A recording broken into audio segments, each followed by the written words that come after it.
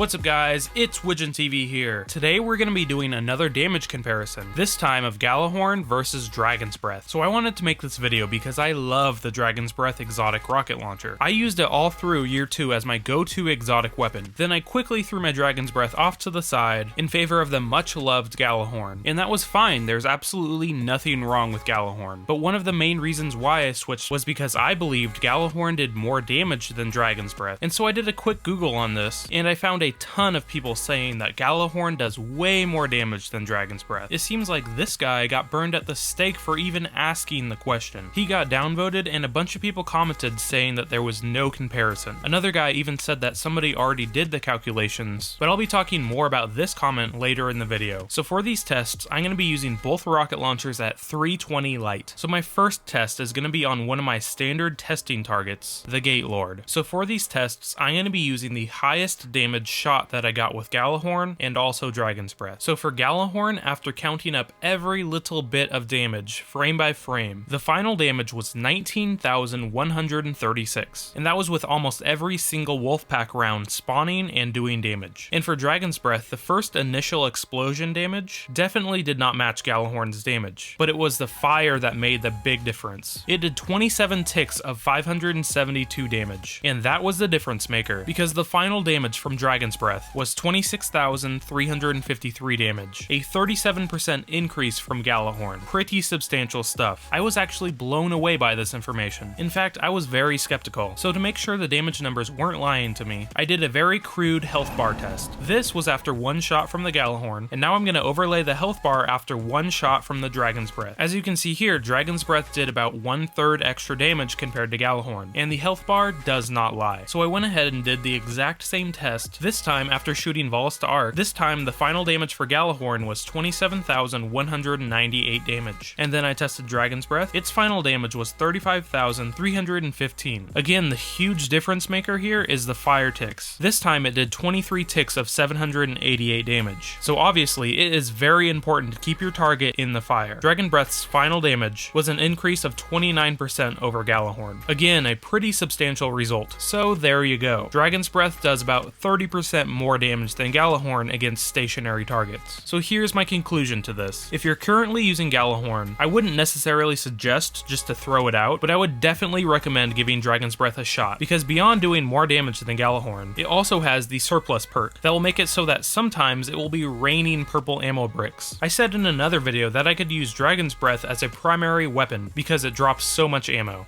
One of the reasons I think Dragon's Breath is so good in mid to low level PvE is because it has the surplus perk. Putting together a perk like surplus and maybe an exotic armor piece like Ruin Wings on the Titan, this combination can net you a ton of heavy ammo bricks.